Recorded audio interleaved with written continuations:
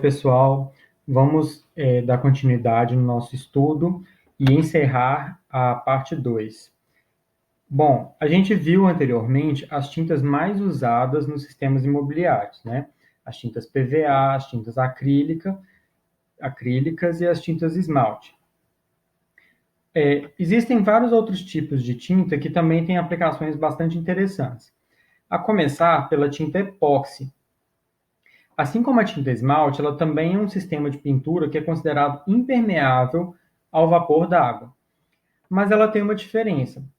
Quando você compra uma tinta esmalte, é só aquela lata e pronto. Quando você vai fazer uma pintura com tinta epóxi, ela é chamada de bicomponente, pois você precisa utilizar dois produtos.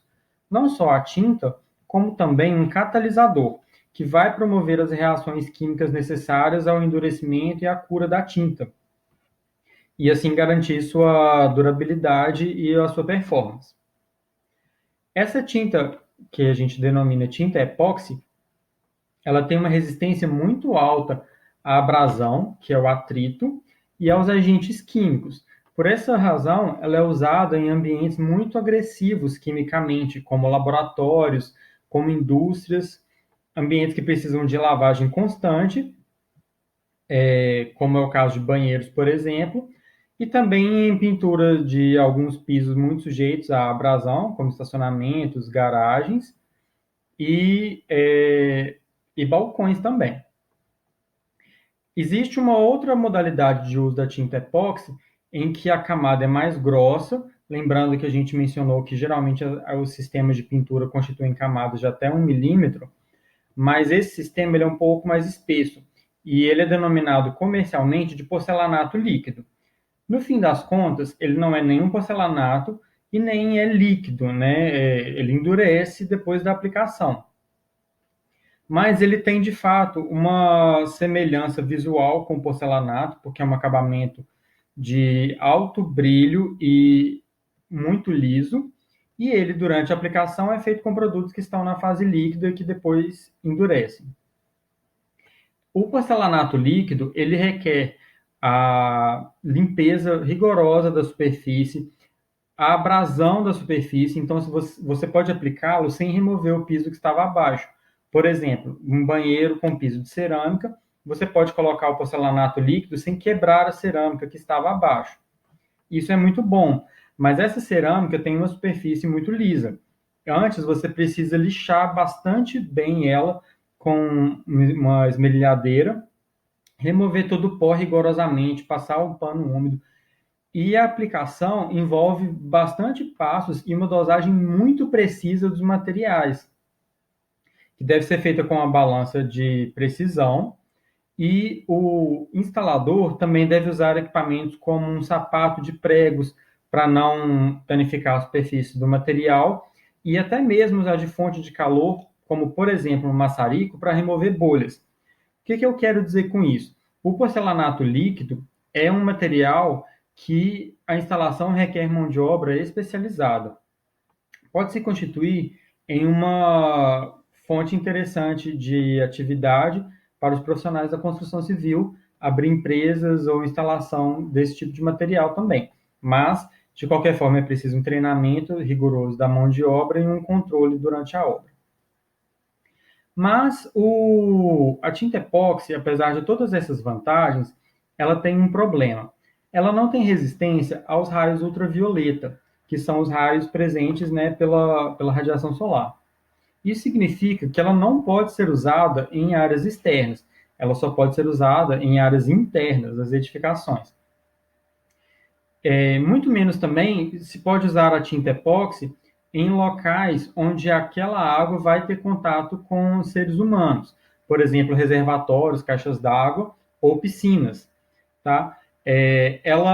A lavagem da tinta epóxi não, por exemplo, em banheiro, a higienização, não vai trazer nenhum mal ao ser humano, porque aquela água vai rapidamente ser esgotada e vai ser jogada fora.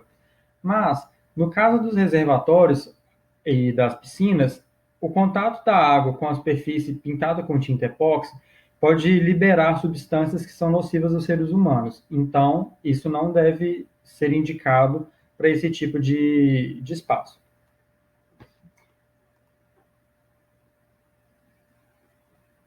Veja nas fotos alguns exemplos onde foi aplicada a tinta epóxi. Geralmente ela tem sido muito aplicada em pisos. No caso das fotos menores, a gente vê a aplicação de pisos em áreas de bastante tráfego, né? É muito comum em garagens e em áreas industriais.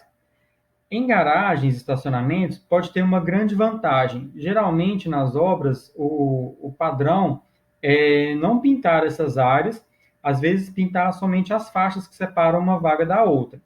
Mas, quando você aplica a tinta epóxi, você permite clarear a superfície e aumentar a refletividade dessa superfície. Com isso, você pode ter uma economia de energia elétrica nesses locais e uma melhor iluminação, que melhora inclusive as condições de segurança do uso desse espaço. Também nas instalações industriais, como ela torna a superfície mais lisa, facilita a higienização desses espaços, o que pode permitir uma melhor produtividade, já que não vai ter que interromper tanto o trabalho, e pode permitir uma melhoria no trabalho e na vida dos funcionários, porque um ambiente de trabalho mais limpo e mais iluminado tende a ser mais agradável. Na foto maior, a gente está vendo a aplicação de um porcelanato líquido. Observem que é bastante brilhante a superfície e que não há emendas. Então, este revestimento, essa opção, tem ganho bastante destaque, tem virado um modismo. Mas, como eu disse anteriormente, a mão de obra precisa ser muito bem treinada. Ainda há pouca mão de obra realmente qualificada para isso no mercado de trabalho. Outra possibilidade interessante do piso epóxi, que seria o piso chamado porcelanato líquido, é que ele permite, inclusive, a aplicação de estampas. Uma imagem pode ser impressa, por exemplo, com o logotipo de uma instituição, de uma empresa, da prefeitura ou de qualquer lugar onde ela vai ser aplicada, e a resina ser aplicada por cima. Então, é como se você tivesse impresso um piso. Pode ficar bastante interessante. Outra tinta que nós vamos tratar são as tintas à base de cal. Elas são materiais muito antigos, porém, hoje encontram-se mais em desuso, porque foram desenvolvidas alternativas que têm maior durabilidade, maior rendimento. Ela é ainda muito econômica e ser tão antiga faz até com que haja um nome para ela, né, para aplicar a essa tinta, que é chamado de caiação. Quando alguém fala que vai fazer a caiação, significa que vai pintar com tinta à base de cal. Ela tem uma durabilidade bastante mais baixa do que as outras tintas que vimos, porque a cal é bastante solúvel em água. Ela adere bem a argamassas, né? Então pode ser aplicada em paredes, mas não adere bem a madeiras e metais. Então você não vai conseguir aplicá-la, por exemplo, em uma janela, em um portão. Ela tem um acabamento de superfície fosco e relativamente liso. Atualmente, ela é mais usada para pinturas que são necessariamente refeitas com frequência, como meio-fio, muro, postes e sepulturas de cemitérios. Às vezes, as pessoas gostam até de utilizar até uma certa altura em árvores, nas praças e nos parques.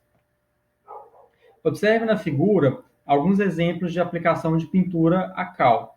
Na foto maior, temos um exemplo que nos faz recordar da parte 1 do nosso curso de tintas e vernizes, onde eu mencionei as construções em ilhas gregas, por exemplo. É uma foto de lá e a gente consegue ver que a maioria das superfícies é pintada de branco, somente alguns corrimãos, algumas portas que não, porque esse uso, vamos dizer assim, exagerado do branco é para aumentar a refletividade dessas superfícies e diminuir a absorção de calor, já que o calor é bastante grande nessas regiões. Nas fotos à esquerda, nós vemos um operário fazendo a manutenção do meio-fio e da faixa da pista com uma tinta que já vem num equipamento que permite isso com uma pistola. Assim, a aplicação fica mais automatizada, mais rápida e permite mais conforto também a quem está aplicando. Pois se ele tivesse que ficar abaixado ali, ele teria um problema de ergonomia e poderia sentir dores e demoraria também mais para fazer o serviço. Por fim, na terceira foto, a segunda foto menor, nós vemos aí a aplicação de uma tinta à base de cal em uma área externa, com a adição de um outro pigmento para tonalizar. Por isso ficou um tom um pouco avermelhado. Isso é possível. Você pode utilizar uma tinta à base de cal e um pigmento mineral, por exemplo, para conferir tons avermelhados, acastanhados e assim sucessivamente. Um outro material que nós vamos tratar são as texturas. Bom, nós temos as pinturas tipo textura e os revestimentos texturizados. Eles são similares, porque eles vão ter esse aspecto rugoso, mas eles têm uma diferença. As pinturas texturizadas, elas ainda vão ser obedecendo aquela regra geral das pinturas de ter no máximo até 1 milímetro de espessura no sistema total. Já os revestimentos texturizados, eles costumam ter mais, 3 milímetros pelo menos. E em ambos os casos, eles vão ter um aspecto áspero, um aspecto rugoso, e vão ter alto relevo. São feitos com tintas à base de água, principalmente, e podem ser colocados ali aditivos hidrorrepelentes. O que é isso? Que vão repelir a água. Então, a água da chuva, ela não vai ficar encharcando a superfície, ela vai escorrer rapidamente e, com isso, ela não vai fazer aderir nenhuma sujeira e nem propiciar o surgimento de mofos e bolores. A vantagem possível de aplicar as texturas é permitir ao profissional de projeto o uso de contraste, seja entre cores da mesma textura, seja entre superfícies que têm textura e superfícies que não têm textura, e assim sucessivamente. Elas podem ser aplicadas tanto em superfícies internas quanto externas, às vezes através de rolos, que em alguns casos têm os sulcos que formam a textura, e às vezes por compressores, que são o que chamamos de revestimentos por projeção, tá? Texturas projetadas. É uma pistola que lança essa textura na superfície. Nessas imagens a gente vê alguns exemplos de aplicação de texturas nas construções. No primeiro caso, é um rolo que confere essa textura. O operário vai dispor um pouco de massa sobre a superfície e, ao passar o rolo texturizado, ele vai conformar o relevo nessa superfície. Em uma outra imagem, essa outra imagem que está abaixo da do rolo, vemos um exemplo de argamassa projetada, que é muito comumente chamado de grafiato. Grafiato é um nome comercial de uma das empresas, mas existem mais empresas que fazem isso, e mesmo assim as pessoas costumam se referir por esse nome. Observem que, ao contrário dos outros exemplos, este acaba ficando em baixo relevo, ou seja, temos uma superfície ali que está mais lisa e ela está alta, e a parte que é mais áspera, ela está, na verdade, mais baixa do que aquela superfície. Não faz diferença, continua sendo um revestimento texturizado, e a aplicação de textura projetada pelas pistolas e compressores vai favorecer a aplicação de tintas que contenham esses aditivos e vai favorecer também o desempenho, porque vai permitir uma aplicação mais homogênea sobre a superfície. Na imagem da direita, meu objetivo em colocá-la para vocês é que vocês observem a grande variedade de texturas que é possível aplicar. Desde texturas um pouco mais alongadas e lineares, até texturas que parecem arredondadas e assim sucessivamente. Há diversos tipos de rolo com texturas no mercado, inclusive textura simulando, por exemplo, os veios da madeira. Uma tinta que ainda pode ser considerada nova, mas que tem ficado mais popular e está disponível no mercado, é chamada de tinta emborrachada. Ela é uma tinta de base acrílica também. E, por outro lado, ela é considerada uma pintura impermeabilizante. A impermeabilização é uma parte do nosso curso de materiais de construção que será vista em outro momento. Mas, de qualquer forma, a tinta emborrachada já traz essa possibilidade de prover algum grau de impermeabilização na edificação. Ela pode ser aplicada tanto internamente quanto externamente, mas esse aspecto, essa qualidade emborrachada dela faz com que ela leve ela seja aplicada predominantemente em áreas externas mesmo. Qual que é o seu diferencial? Ela tem aditivos e partículas que conferem a ela uma capacidade elástica muito grande. Então, conforme a edificação se dilata e se contrai com a temperatura, essa tinta consegue acompanhar muito bem e fechar fissuras de até 5 centésimos de milímetro, que parecem pouca coisa, mas que já seriam visíveis a olho nu e, graças à tinta emborrachada, não ficaram visíveis. Em alguns países, este material já é mais difundido e elas conseguem cobrir fissuras maiores, de até 3 milímetros, mas essa tecnologia ainda não é tão usada no Brasil, por enquanto. Ela pode dispensar aquilo que a gente viu nos sistemas de pintura das camadas de fundo e de nivelamento, principalmente a de nivelamento. A de fundo pode ser aplicada, porque vai permitir um consumo um pouco menor da tinta emborrachada. Mas lembrando aí que você terá que comprar 2 materiais para sua obra e ter que lidar com esses estoques e os equipamentos respectivos. O fabricante permite o uso da tinta emborrachada sem o fundo, mas nesses casos, alguns fabricantes sugerem que a própria tinta emborrachada, na primeira aplicação, seja um pouco mais diluída, em vez de 10%, que é o normal, seja diluída a 30%, para fazer uma aplicação mais homogênea e que atue como um fundo preparador, correto? Então, na verdade, ela na primeira demão, ela que está fazendo o papel de fundo.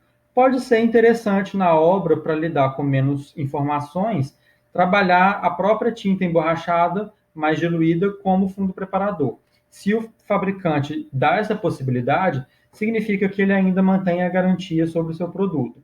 Então, é uma possibilidade ao profissional. Ela, ao contrário das outras tintas que são dissolvidas ou diluídas entre 30% e 50%, a tinta emborrachada, normalmente, quando é diluída até 10%. Então, ela já é mais próxima da consistência de aplicação. Ela tem algumas características, que é a formação dessa proteção emborrachada, que fornecem coisas interessantes para as edificações, pelo menos aqui no nosso contexto. Uma é o aumento do isolamento térmico. Então, com isso, a edificação se aquece menos com a radiação solar durante o dia. Por outro lado, durante a noite, o calor que está sendo produzido pelas pessoas que estão acomodadas em uma casa dormindo, por exemplo, vão ter mais dificuldade de sair e o frescor da noite vai ter mais dificuldade de conquistar essa superfície.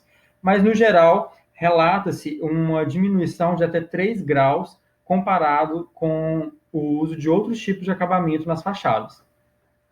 Além disso, ela também garante uma queda de alguns decibéis em termos de som, então ela melhora o desempenho acústico das edificações. E uma terceira capacidade muito interessante dessa tinta é a versatilidade de superfícies onde ela pode ser aplicada, desde alvenarias, nas paredes mesmo das fachadas, e ela pode ser aplicada também sobre telhados, desde telhas cerâmicas, telhas de fibrocimento, que são aquelas telhas de amianto, que algumas pessoas chamam de eternite, e telhas metálicas de zinco. Essas telhas podem até estar oxidadas. No caso de estarem oxidadas, é preciso aplicar um fundo antes, mas mesmo assim a pintura com tinta emborrachada é possível. Ainda por ser um material novo no Brasil, ela está disponível em nosso país com um pouco menos de cores do que a gente está acostumado a ver com as outras tintas. Entretanto, nas fachadas, se formos prestar atenção, não são usadas tantas cores de tinta assim. Geralmente, as cores mais diferentes são usadas no interior das edificações. Assim, provavelmente o profissional não vai ter uma dificuldade de aplicar esse material. Essas figuras mostram alguns exemplos de aplicação e são superfícies de telhados. No primeiro caso, é um telhado metálico e no segundo é um telhado cerâmico.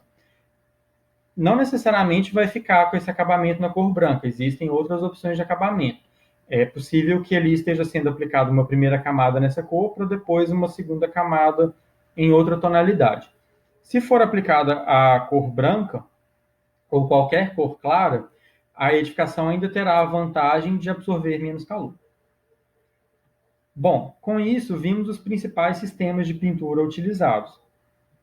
Em qualquer um deles, algumas características vão ser mais desejáveis, que vão ser, para o profissional que está aplicando na obra, a facilidade em aplicar este revestimento, a sua secagem rápida, de forma que permita não ser comprometido o trabalho pela mudança no tempo e permita a aplicação rápida das demãos subsequentes. Lembrando que algumas tintas são trabalhadas 3 ou até mais demãos.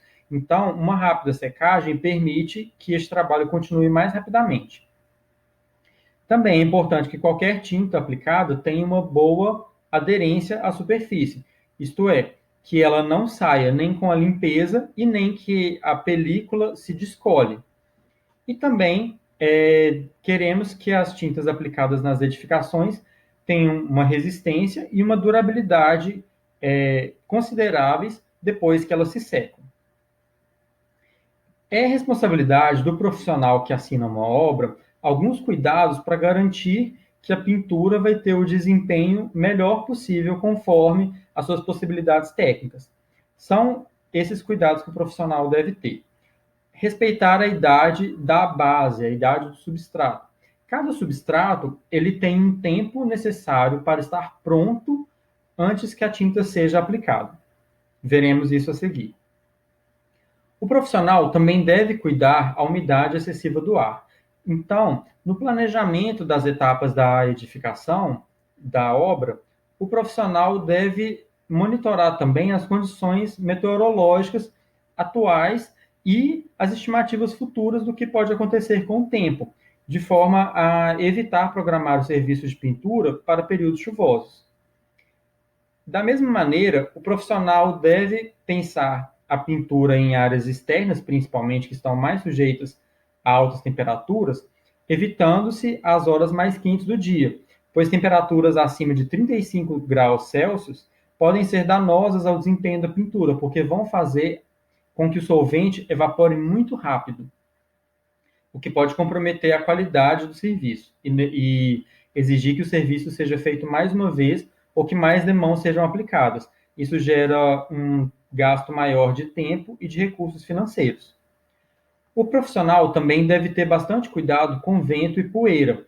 Então, em muitos casos, é importante prever isolamento das aberturas da edificação para que não entre o vento e a poeira externa dentro da pintura que está curando ainda.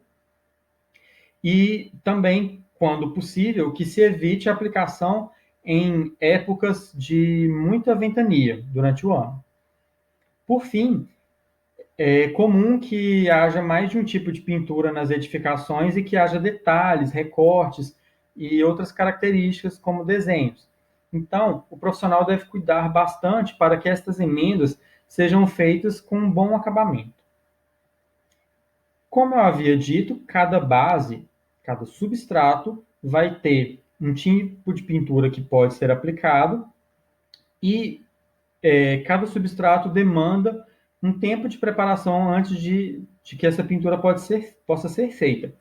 Por exemplo, uma base de concreto ou de argamassa, ela, para uma tinta PVA ou acrílica, que, como vimos, são as tintas mais usadas no mercado imobiliário, é preciso que o concreto ou a argamassa tenha sido pronto, tenha ficado pronto há pelo menos 30 dias, de forma que ele não vai reagir quimicamente com a pintura e não vai atrapalhar o desempenho dela.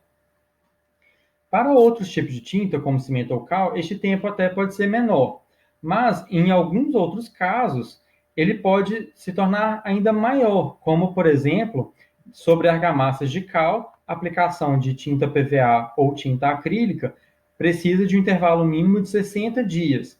Estes tempos é importante que sejam respeitados e importante que sejam observados pelo profissional quando vai planejar uma obra, de modo que o serviço não precise parar e que outras coisas estejam sendo feitas enquanto a superfície cura. Com isso, pessoal, nós concluímos a nossa parte 2. de tipos de tintas e suas aplicações. Na parte 3, veremos os impactos ambientais das tintas e veremos também sobre os vernizes e outros produtos que podem ser usados para madeira. Eu aguardo vocês. Obrigado por estarem comigo até aqui e até lá.